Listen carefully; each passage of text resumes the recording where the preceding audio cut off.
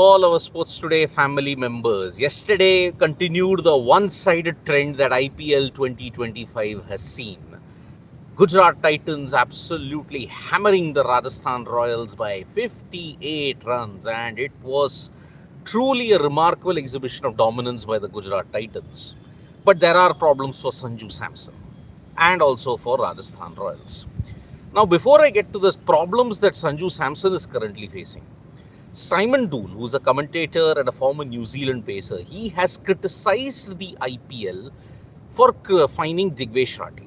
Now, Digvesh Rathi has now done three major things. One, whenever he has ensured that he's taken a wicket, he's signed a notebook. Now, he did it twice in the face of the batters. Priyan Charya was one of them, and he also did it to Namandhi. Third, he also did it to Sunil Narayan, but then he wrote it down on the pitch. Now, Simon Doull has criticized the IPL for saying that other senior players that have been there in the Indian cricket team, they have done something far worse, and the BCCI hasn't criticized them. They haven't fined them. Now the IPL is picking upon a soft target like Digvesh Singh Rathi and are finding him. Now this is a huge problem. Did those celebrations constitute a kind of, okay, was it unfair? Was it like in the face of the batters? Did it constitute dissent? That is the thing that the IPL would have to take into account. Now he's already been fined twice, and there are a lot of memes floating around that, okay, his entire salary will be eaten up by the fines that are there. 50% fine, 25% fine, almost 75% gone. In a way, the IPL will pick a soft target like Digvesh Rathi because they can't pick the other senior players. Senior players could have done something far worse. For example, the high-handedness of BCCI when you have to look at it and not giving a senior player a fine was in 2019. MS Dhoni stormed onto the pitch in that Jaipur versus CSK game. He argued with the umpires, but then he just got a fine. That was an even bigger offense. Virat Kohli is often crossed the line with his celebrations, in-your-face celebrations, sending off players. But then has the BCCI ever done that? No. So this is where the problem lies. Where is the line being drawn when you have to look at the fines? So is Digvesh Rathi being treated very unfairly by the IPL authorities for just a notebook-like celebration? Is there no fear of the law? That is what the IPL authorities will argue. You can only fine, but can you ban somebody for a celebration like this? That is the question that Simon Doull has raised. That BCCI are targeting a youngster just because he's not a big name. If he was a big name, he wouldn't even have, the IPL wouldn't even have fined him. That is the thing. Now, as far as Sanju Samson is concerned, there is a problem. He has been fined for a slow over rate, but ever since Sanju Samson's taken over the captaincy, it's been very, very split. RR have won one game, but they have also lost one game. So Sanju Samson's fine, in addition to RR's loss, made him open up on certain things. He said that we conceded 15-20 runs too much with the ball. And also many people are questioning the auction strategy. Which team lets go of a Joss Butler? When you have got one of the best white ball IPL players in the world, who lets go of that? The auction strategy has been questioned for the way how Rajasthan Royals managed it, because 6 players were retained. They were left with only 41 crores in the IPL auction. They couldn't buy much. Shimron Hetmeyer was retained, Jaiswal was retained, Dhruv Jurel was retained, Sanju Samson was retained, and you also had a Sandeep Sharma being retained. Now, because of all the high, Dhruv Jurel and Sanju Samson were in excess of 10 crores. Jaiswal was also 18 crores. All your big buys in the auction have failed. And that is the reason why Rajasthan Royals find themselves in a very precarious position. Yes, they are not there in the danger zone as of yet, but big options. The way how they conducted the auction strategy, that wasn't good. So that is why now Rajasthan Royals face some questions, and it's not going to get any easier for them. On the other hand, Gujarat Titans are on top of the table now with 8 points. Now, one of the teams in the clash today between Delhi Capitals and Royal Challengers Bengaluru at the Chinnaswamy Stadium, they will now join Gujarat Titans on top. Delhi Capitals have won all 3 games and they are riding high. Their captaincy in Akshar Patel is really looking solid. RCB, on the other hand, they look in fine touch at this stage. One in Kolkata, one in Chennai, one in Mumbai. The 3 places where they have always struggled, they have managed to conquer that. But it is at home where they will always struggle. In home conditions, especially at the Chinnaswamy, Royal Challengers Bengaluru seem to struggle. And that is why the funda will be to win the toss and bowl first. And then later on, when the pitch eases out, you can then chase very easily. So that is the way how we are looking at this match. The weather at the Chinnaswamy Stadium is absolutely fine. It is cloudy, there is no chance of rain, but there is a rain forecast for Saturday and Sunday. So Friday and Saturday, sorry. So that is when you will see rain forecast. Today there is no chance of rain. It will be cloudy, but no rain threats.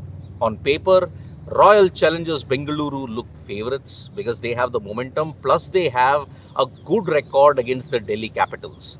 But the Delhi Capitals will be favouring for the fact that, okay, they don't have a good record in Bengaluru, plus they have a very poor head-to-head record against Bengaluru. So that is why it will be a good challenge when you look at it. So yes, DC versus RCB, it is going to be a table topper of a clash.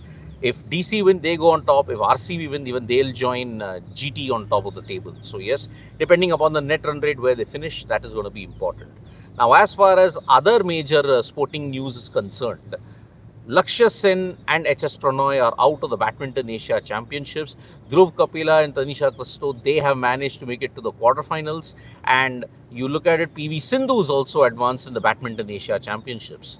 In the UEFA Champions League, you've seen a clinical exhibition by Barcelona. They absolutely hammered their opponents 4-0. Borussia Dortmund were hammered 4-0. And then you look at it, Paris Saint-Germain managed to beat Aston Villa 3-1. So, not looking good for Aston Villa, not looking good for Borussia Dortmund. They have to ensure that they win big. Today is the Freestyle Chess Paris quarterfinals, the second leg. Arjun Erigaisi will be hoping that he can win against Hikaru Nakamura and get into the semi-finals. But if that doesn't happen, if the game ends in a draw, then Arjun Erigaisi will have to play the knockout blitz format. So yes, blitz tiebreakers will then follow against Nakamura, and that is when you will see whether he can become the first Indian to reach the semi-finals of the Freestyle Chess Championships. So you've got some action today. You've got Sindhu, who will try and ensure that she wins in the Badminton Asia Championships, but Lakshya Sen and HS Prannoy are out. Now, I'll take some comments that are there. Freaking awesome.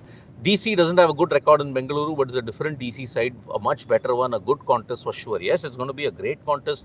I mean, you'll see Stark and Hazelwood in opposite camps. Let's see how they perform at this stage. So, Stark versus Hazelwood is going to be a good contest. And yes, DC look better, but then it's also aided by the fact that RCB do not have a good record at home. But DC are the team that do not have a good record against RCB in Chinnaswamy. So that is a big concern. Hope we will see a new champion this time. It's good for IPL and cricket in general, but hope they will scratch impact sub rule for the next time. I don't think that's happening. I don't think they'll scratch the impact sub rule. But yes, a new champion, either of LSG, DC or PBKS should win, but then I don't count them having a mid-season slump. So yeah, that is the way I look at it. So yes, we are now reaching the middle stages of the IPL. It's going to be Delhi Capitals versus Royal Challengers Bengaluru at the Chinnaswamy Stadium. Let's see who wins. The winner of that will join GT at the top of the table with 8 points. Depending upon NRR, whether GT stays in first, they look like Yash Barve saying, I think GT will win. They look very strong. Yeah, they do. I mean, they look like the total package. The bowling looks incredibly good with Prasidh Krishna, Mohammad Siraj, and also your spinners in Rashid Khan and Sai Sudarshan also in great touch. So yeah, they look in real good form. Now, as far as the other teams are concerned, there are some flaws. It could be RCB. Who knows? They have a good captain in Rajat Patidar who has kept out the outside noise. So yes, RCB also look very good. DC also look good. Punjab look good. So yes, if it's a new champion, I do agree. It will be great for the game of cricket. And by the way, teams that have won at least 14 titles, they are at the bottom of the table. Only one team that has won an IPL title is in the top 4, and that is Gujarat Titans. So yes, plenty of things. KKR are down in the bottom, CSK are down in the bottom, MI are down at the bottom, SRH are down at the bottom. So yes, bottom four are occupied by these teams. So this IPL 2025 is already different, reaching the halfway stage of the tournament. But yes, it's still a long, long way to go. Another 2 weeks to go before we can get to the halfway stage. But yes, tomorrow is a single header. Saturday, Sunday is going to be a double header. So yes, this week we are seeing 3 double headers in that. So yeah, and that's about it. So yeah, GT looked good, but I think DC, PBK's RCB also have a chance this year. Shori Holla is saying, why sir RCB will not win? But then I mentioned RCB have a chance, Shori Holla. I think they can win. They have a very good team. The captain, I'm very, very impressed by the captain. And sir, I love your multicolor t-shirt. It looks good on you. Yes, thank you so much. I will be wearing it for one of the games on double header day. So yes, I will wear that. I like that multicolor shirt. It represents diversity. Freaking awesome. So yep, thank you so much folks for joining us for this edition of the Morning Wrap. Subscribe to Sports Today for all the latest news and analysis, and don't forget to tap that bell icon so that when we go live, we are also reaching a very important milestone of 600k, 6 lakh subscribers. Do help us get there quicker and ensure that you spread the word. Sports Today, we'll be doing all the bits on IPL, so stay tuned. Bye bye.